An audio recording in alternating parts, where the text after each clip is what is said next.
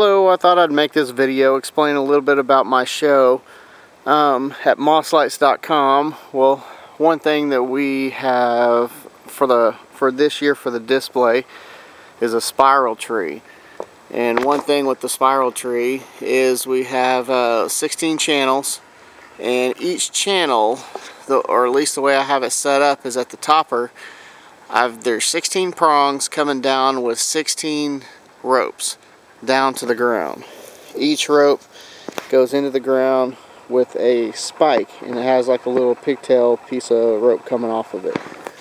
That little pigtail is important because the way I have it set up is like I said, I've got 16 ropes coming down, so at the very top I've got one string connected to each prong up there on the topper, spiraled down 1.5 times throughout the tree, and it comes down to one rope. Each rope has one Christmas light strand tied to it.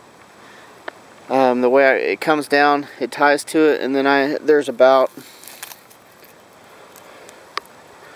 a, I don't know, give or take 4-foot strand that goes to the middle of the tree, and that's where the controller's gonna sit, in the middle of the tree on the pole. Then coming over to the arches and the starburst pole. The starburst pole is 8 channels. There's 5 channels going up the pole, and then 3 channels for the star.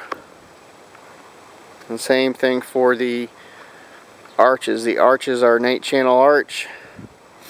And if you notice, the way I make my arches is I use sleeves. You can actually kind of see the sleeve in there. There's a pipe inside the pipe. I wrap each sleeve.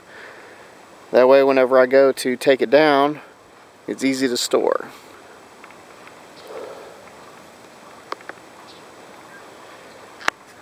Then another part is the C9 strands that run along the sidewalk. There's actually 3 strands. 3 different channels. That way I can get them to chase. Then coming over to the main oak trees. The oak tree has 1,200 lights wrapped around the trunk. 600 red, 600 green. And they alternate. And then the main part of the tree has got 2,000 white lights, or clear lights, and then about 1,500 multicolor lights. The same thing goes for the other oak tree.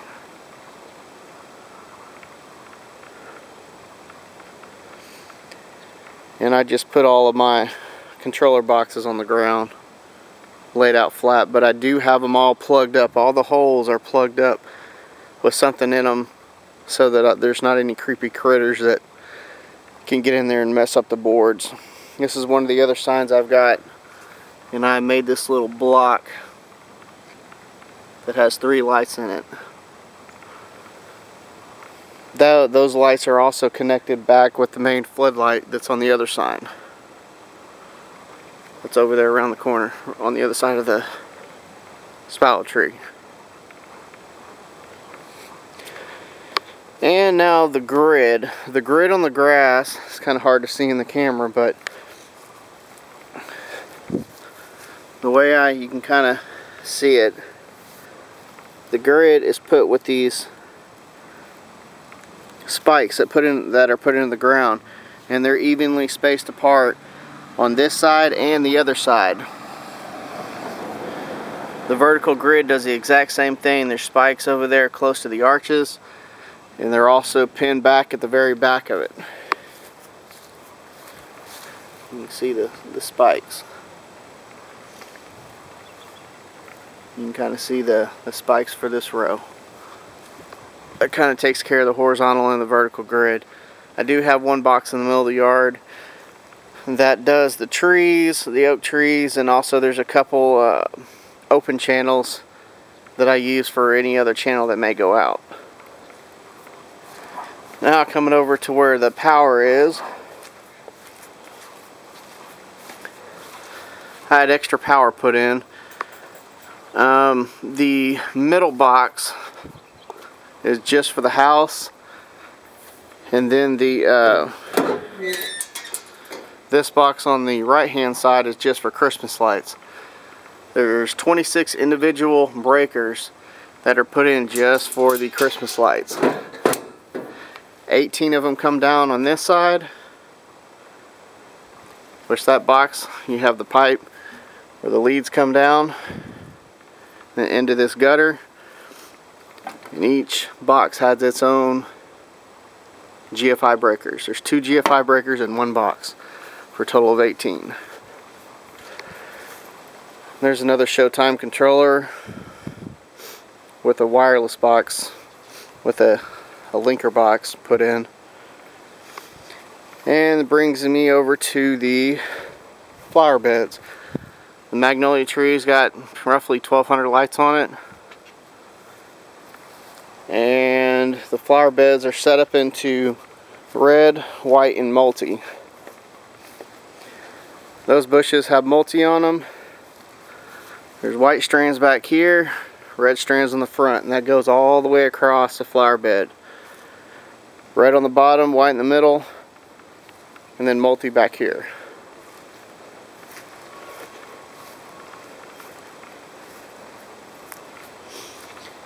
And the way I've got it set up over here is I used to have plants, but I no longer do, so I actually have them raised on fence wire.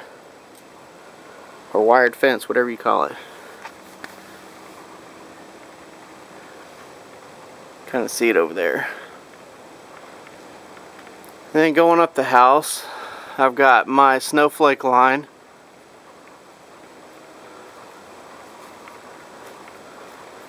And those are attached with just nylon string that goes up to cup hooks that are on top of the eaves where the icicle lights are. The icicle lights, I've got cup hooks lining right underneath the shingles on a wood board.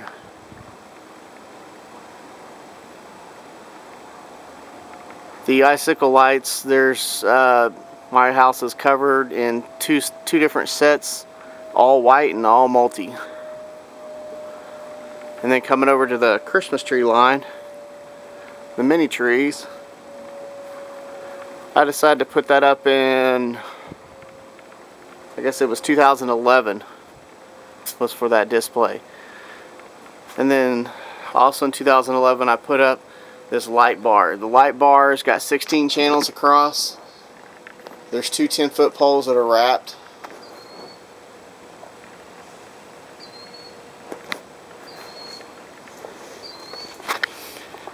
And then on the other side of the driveway, I've got my little small flower bed that's got the gem magnolia in the red, white, and multi.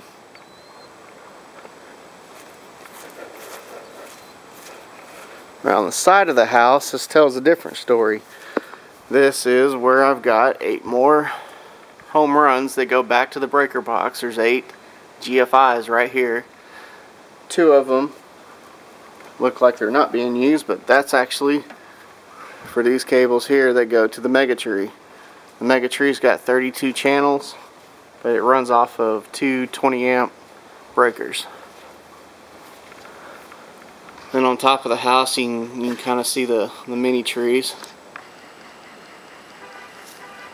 and how they're attached. I actually have them tied to the house. As you can see, there's some ropes right there. It goes up. And at the very top, they're tied to the one that goes down the other side. And you can see all the extension cords that go to the other side, and also the ones that connect up all these channels over here.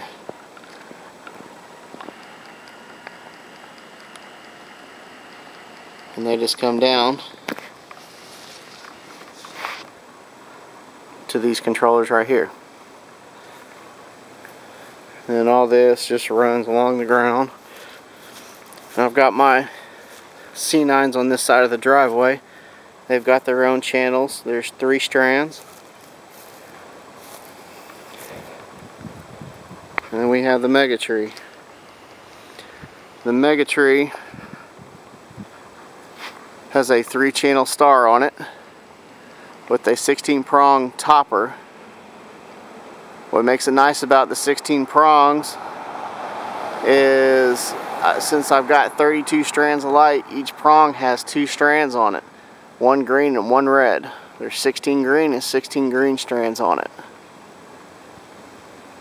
and then they come down the pole. That topper is able to be raised and lowered with a cable that is run up the middle of the pole, and there's a pulley inside the pole. And they come over to these 2 controller boxes that sit on the pole itself. And of course there's 32 channels for the lights, 1 channel for the strobes, 3 channels for the star up there. And they just come down to a pipe that is, I just put on the ground and zip tied. And then the pipe itself just has spikes that just hold it down. And it actually works fairly well. It keeps everything kind of tight.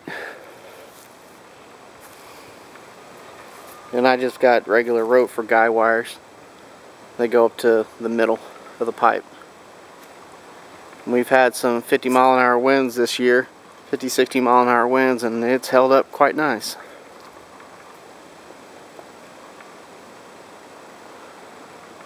My cross is 3 channels. Forgot to tell you about that. There's 300 lights on that, 3 100 count strands. I'll pan back over here to the main part of the display. You can kind of see all my controllers on the ground. Those 2 right there for the horizontal grid. And there's 2 over there for the vertical grid, and the rest of them are for the arches and for the starburst poles. Or some people call them Bellagio poles.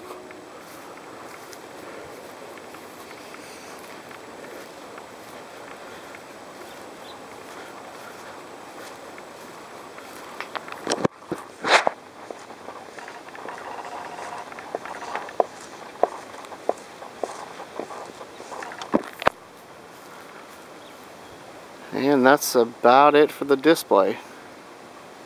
There's about 80,000 lights on this display, with about 400 hours of programming and about 150 hours of setup time. I started around October 15th. At least that's what I did this year. And it's a lot of work, but it's a whole lot of fun.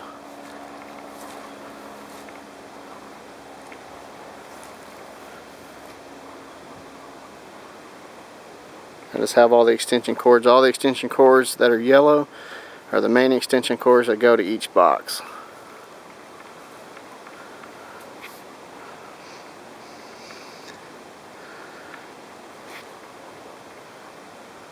Yeah, that's about it.